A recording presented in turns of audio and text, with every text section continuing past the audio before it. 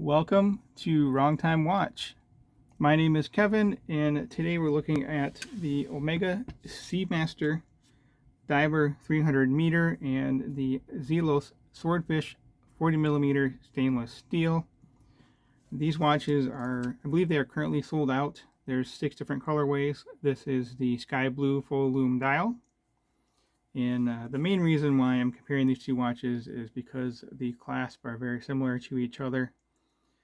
This is the second watch with this clasp on it from Zelos. The Aurora was the first with this clasp, and I would say that it is designed based on the Seamaster clasp. They look very similar to each other, so we'll check those out in more detail in a moment here. So I don't know if someone that was in the market for this watch would necessarily buy this watch instead of the Seamaster, but again, just mainly comparing it because of the clasp. But since we're here, let's talk about some of the similarities. They both do, of course, have sapphire crystals. They're both powered by automatic movements. Both 316L stainless steel watches. Swordfish is rated to 200 meters water resistance, and the Seamaster is rated to 300 meter water resistance. You can see it has the helium release valve there, or otherwise called the helium escape valve. You can see they're both a mixture of brushed and polished surfaces. They both do have unidirectional rotating bezels.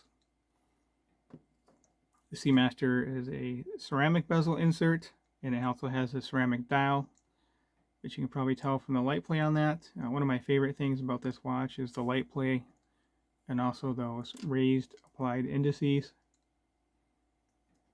I really like about this watch, a lot of the styling and other things I don't like, but that's not the point of this video. So let's take a look at the Swordfish here. So this has a sapphire bezel insert, and this watch has a full lume dial and a full lume insert. So we'll check out the lume towards the end of the video here. And this dial is kind of the opposite of the raised applied indices. This is a sandwich dial, so the lumed indices are actually a layer below the dial, and the dial is cut out to show those lumed areas. So yeah, the indices are lumed and then the dial's lumed. It's a lot of lume. I don't think you could put any more lume on this watch if you wanted to. So can't remember if I mentioned the price already. The price for this watch, well, it was $299. They're all sold out, so you have to buy them on the secondary market or wait for the next release. Maybe we'll have another release next year.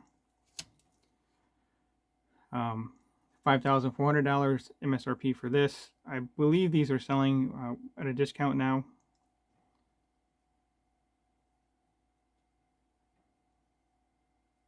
Yeah, this has the display case back. I really like that. I really like looking at this movement. It's a nice looking movement, very well decorated. 55 hours of power reserve with this one, and this actually is a little bit different from most watches.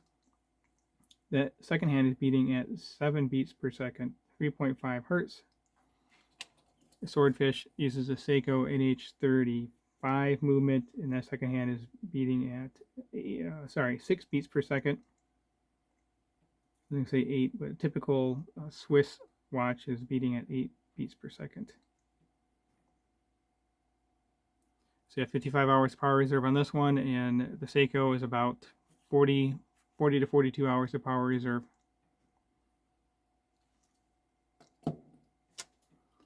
Okay, let's talk about some of the specs here, or the measurements I should say. Lug to lug on the Seamaster is 50.6. Watch diameter is 42 and 13.7 thick.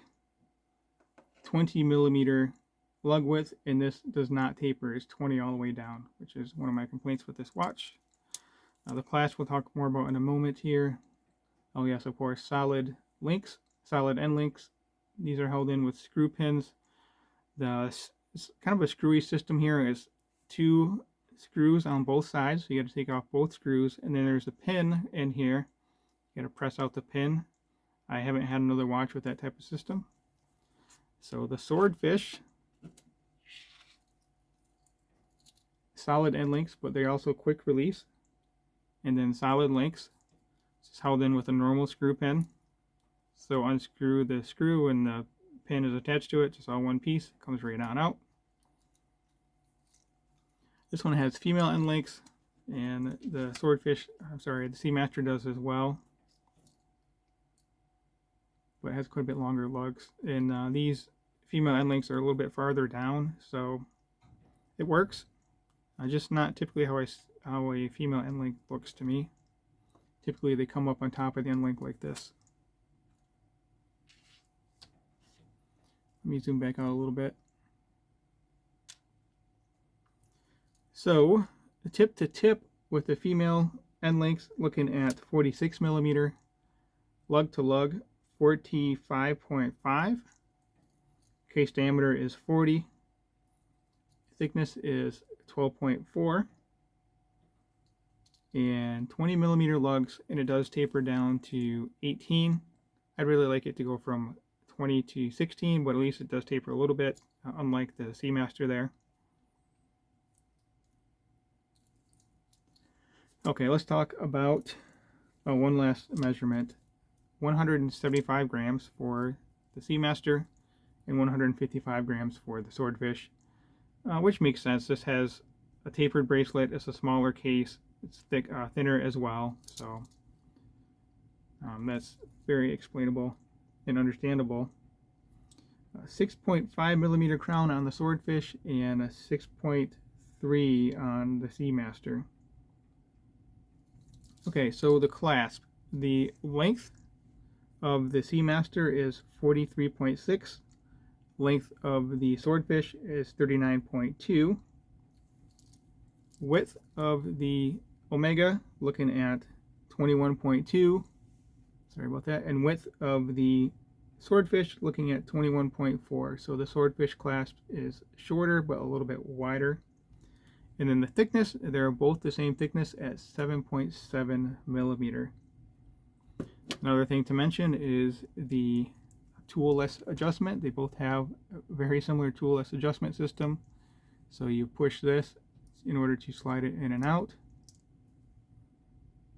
And this one does have a diver's extension.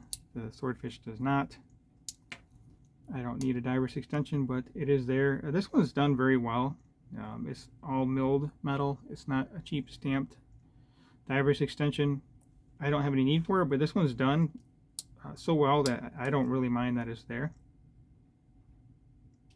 Yeah, so push and then just very nice system. Of course, you need to take the watch off wrist in order to use it, but still a good system. So actually, let me show you. Let's see if I can show you both of these side by side somehow. So I don't know if I can do this, but anyway, you can see that. You see how that one looks right there, and then you can see how this one looks right here. So very, very close. I don't know if you call it a copy or a homage or what, but I would guess it's not patented if Zelos is able to do this unless they're licensing this system. So anyway, same thing here. You push in this button here and you can slide it out and then back in. So let me know what you think of this toolless micro adjustment system. Oh, the other measurement. So this has 11 millimeters of micro adjust. It's actually 11.1, 11.2, somewhere around there, versus 10 millimeter on the Seamaster. So the Zelos gives you an extra millimeter. You know, I didn't count the detents in here.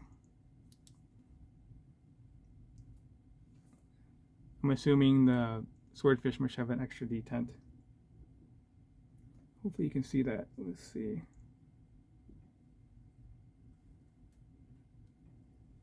There's little notches in here that this thing engages with. So let me get both of these on wrist and then we'll close out the video, and we'll end the video with a loom shot. I'm quite curious to see how that's going to look. So let me throw these on wrist real quick. This one I think is a little bit too big for my wrist. Probably going to be selling it soon. Signed clasp as well. This is not centered. I don't know why that is. Oh, you know, I didn't put it back where I had it.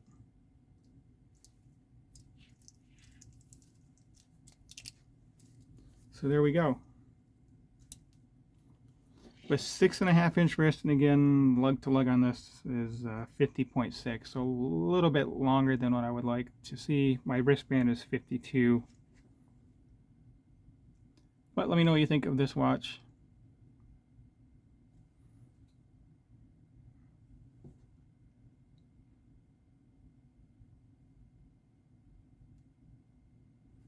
It does have a half link as well, which I am using.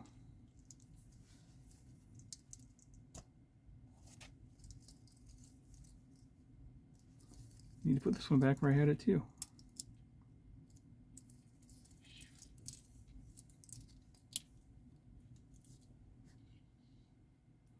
So yeah, I like the way this one fits on my wrist more than the Seamaster.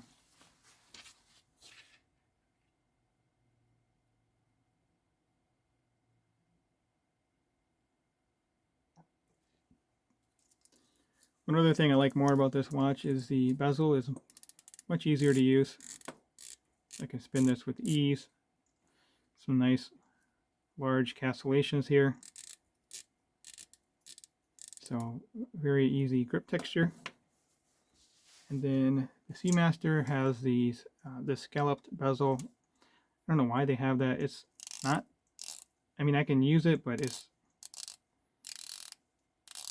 not very grippy. Bezel action is better on this watch though, but I mean, that's to be expected. It's oh geez, about 20 times the price, I guess. Maybe 18 times the price, whatever that works out to. 300 versus 5,400. Okay, let's check out the loom. And of course, the Swordfish is on the right, very bright.